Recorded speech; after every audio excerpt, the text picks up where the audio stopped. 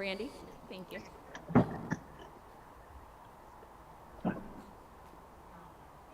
All in favor to have opposed? Do we have Brian on? He's already on. Thank you. Thank you. Thank you, Brian. All right, on to the minutes. I think Sharon, you had made a motion to approve the minutes. Can I get a second? And Danny, all in favor? Opposed? Aye. All right, motion approved. Do we have anyone here from the circuit clerk's office? I don't think I saw. I don't believe so. Okay, we'll move on. Coroner's office. I don't see anyone here from. Didn't either. ATSB.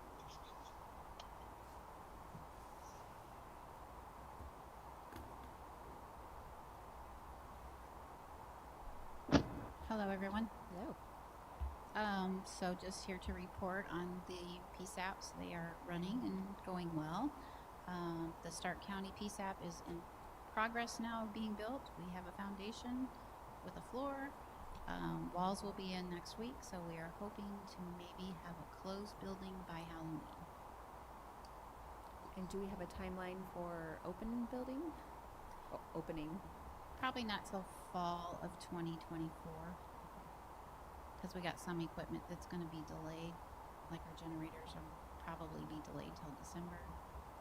At least some parts for the generators we're understanding. So, and then we got to put all the radio equipment and everything inside the building, so it'll take probably fall of next year. Sure, it'll be a weight off your shoulders. Yes. All right. Any questions about operations or Stark County? All right. Well, thank you. All right. Thank you. Who's giving our PCAPs?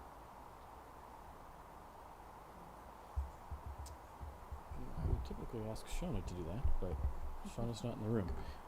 So I tell you what, I will do the PCAPS report real quick for you. So it starts on page 5 in the packet.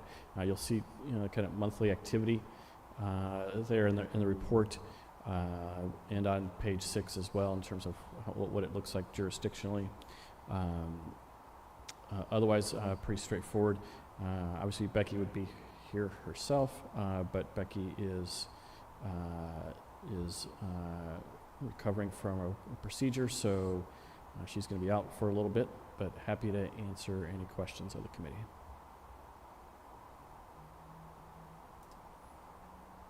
See any questions? Last chance for questions? We'll move on to our public defender report. Yes.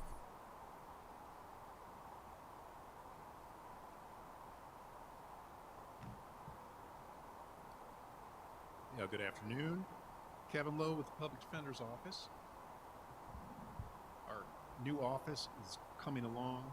It looks great. We've made great progress. They started moving in the new furniture and installing it on this past Thursday and Friday. I walked through last night and it's almost entirely assembled. It's very, very, very close. So I'm optimistic that by the next time we meet, I'll be able to happily announce that we are moved into our new office. So it looks great, very professional, and we're looking forward to moving in. And of course, we're all very thankful for the board's continued support of that effort. So as far as staffing news, we are happy to announce that we do now have a new first assistant, and that's Rachel Roth. And Rachel Roth has actually been with our office for quite some time. She was in the felony division. After we fielded applications, went through the interview process, it just seemed to be a very natural choice for us. She was very, very accomplished, very, very good attorney with a lot of great experience. So we're really looking forward to our ongoing relationship with her. She, for now, will remain strictly within the felony division, although eventually I hope that she will become less anchored and tethered to one specific courtroom, so we can build in a little bit more flexibility for coverage of the various courtrooms as time progresses. Beyond the first assistant position, we also hired a new independent contractor named Brian McIntyre. We much needed help for what are called post-conviction petitions, sexually violent persons convictions, and sexually dangerous person convictions. These three are a category of petition that has lingered within the system for quite some time without adequate attention, in my opinion. we've just simply been understaffed, and we haven't been able to get them all addressed. Thankfully, he comes to us with a lot of good experience. He's less experienced than, say, Rachel, but he spent, I think it was 3 years or so previously in the McLean County Public Defender's Office. Then after that, he spent 3 years with the Office of the State Appellate Defender. So he handled a lot of appellate issues, and specifically appeals involving post-conviction petitions, which is the largest category of petition that he's going to handle now for the Public Defender's Office. So again, he's an independent contractor. We're really, really excited about having him aboard, and he just recently opened his own firm as a sole practitioner in Bloomington, so I know that he could really use the contract. And of course, with the addition of one independent contractor, I was excited when I was doing my notes earlier, thinking, oh, that means our number of attorneys went up to 20 instead of 19. And then I remembered, but we lost one of our independent contractors. So unfortunately, Syed Ahmad left us. We wish him well. He took a job as in-house counsel for CAT. So that's a great position. We wish him well. But of course, that leaves an open vacancy now in the misdemeanor courtroom that we'll be looking to fill. So our staffing level as far as attorneys remains 19 total, 6 full-time, 13 independent contractors. However, we did hire one more person for administrative help. Leslie Holliday is now our full-time receptionist. So we are very, very excited to have her aboard as well. Thank you. When you do get an open office, I think we'd probably all love to come celebrate with a tour. I know it's been a long-awaited construction project, so it'll be nice to have everybody absolutely. together. We're excited. We'd like to throw an open house and invite everybody, at least from the Safety and Justice Committee. We'll try to find a good do a date walkthrough, and send out invitations by email so everybody can come take a look at it. It's very impressive. Anybody have any questions, staffing or anything? All right. Thank you for your time. Thank you. We'll move on to our resolutions. Can I get a motion for our intergovernmental agreement regarding our GPAC grant? Rob, Aaron, Danny? All right, thank you. All in favor? We'll talk about it first. Sorry. Randy, you can just stay there too. You've got a couple for us, so. Okay. You want me to talk about the GPAC one? Yes, please. All right. GPAC is a collaborative effort. Personnel are being assigned from the Illinois Secretary of State Police, Peoria Police, the Sheriff's Office, and the State's Attorney to help combat auto theft in the area. It's funded through money through the Illinois Vehicle, blah, blah, blah, blah, blah, Council. Insurance money. They got $7 million. They handed some money to the city. The city's got a grant from them. They're passing money through to us, which will hire 2 deputies. And I think it includes trucks for them. So they can go out, and that's what they'll do all full-time is fight auto theft crimes. My understanding, it's not only to investigate, but also put in measures to help prevent future ones. Is that correct? I believe that is the case, yes. A lot of work was done, I think, between both the sheriff's office and also the state's attorney. So kudos to you guys for all that work. Does anybody have any questions on this? It's very exciting. Hopefully it'll prove very beneficial. Right now, all in favor? Aye. Aye. Opposed? All right. Ayes have it. We'll keep you there, Randy, and move on to the cost of living adjustment for the sheriff. Can I get a motion? Sharon and Danny. Okay, thank you. Last year, the legislation was passed by the state that ties the sheriff's salary to the state's attorney's salary at 80%. The state's attorney, having received a 4.6% cost of living adjustment effective July 1st, bumps up the sheriff's salary accordingly. It'll be increased to $157,949.16. We get 80% of that back on a monthly basis, so that'll increase to $8,774.08. This is all by state statute, so but you have to ratify it, so I can send the paperwork, please. Any questions on the COLA? Yes, Rob.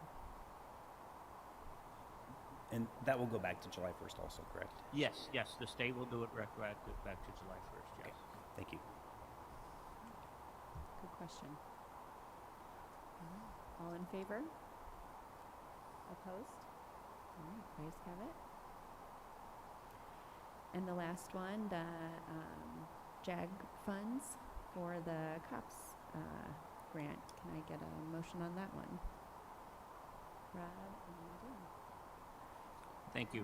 This is our 2021 JAG or Justice Assistance Grant funding. It confuses the heck out of me because there's always a lag every year or two between what year we're in and what year the grant is for. Anyway, there's still $14,120 of unspent dollars that I can still spend for, we're going to use it for laptops. And there's also the reason the revenue and expense don't match, there's been just around $6,800 sitting in fund balance in COPS fund for as long as I can remember. I don't know why it's there, but we're going to spend it down, use it for that purpose also. Can you go over real quick what the eligible expenses are for the two? Okay, so what it is each year when we submit, it's a pass-through. The city gets, I think, 60%, we get 40%. The city gets what, they'll get a number saying, okay, this is what we got, 70,000, our piece is 40, yours is 30, whatever it is. So then before they get awarded, we submit a budget and say, hey, we're going to spend it, on previous years. We've used it for body armor for our officers. We've used it for computers. We've used it for radar trailers. It's mainly equipment and such that so we can, help our officers out. And the COPS fund, that's the pass-through. Right. That's just a separate fund that has been set up for years that these grant dollars are allocated to. Okay. So it's not mingled in with the general fund budget. Okay. It's easier to track. Okay, we had talked about that. I just wanted to clarify. Any other questions? All right, all in favor? Aye. Aye. Opposed? Ayes have it. Thank you, Randy. And Kristen, you're going to handle our next one? We have the cost of living adjustment for the Peoria County Public Defender. Can I get Correct. a motion? Brandy and Rob. Thank you. Okay, so this is the COLA for the head public defender. Similar to what Randy was saying, the state's attorney got an increase of 4.6%, and so the head PD salary has to be at least 90% of the county's state's attorney's annual salary. So the monthly reimbursement amount is going up to $9,870 because we get reimbursed 66% of what the head PD's salary is. So it's the equal amount. Any questions on that one? All right, all in favor? Aye. Opposed? All right, sounds good. Thank you. Any public comment? All right, move on to miscellaneous. All right, meeting adjourned.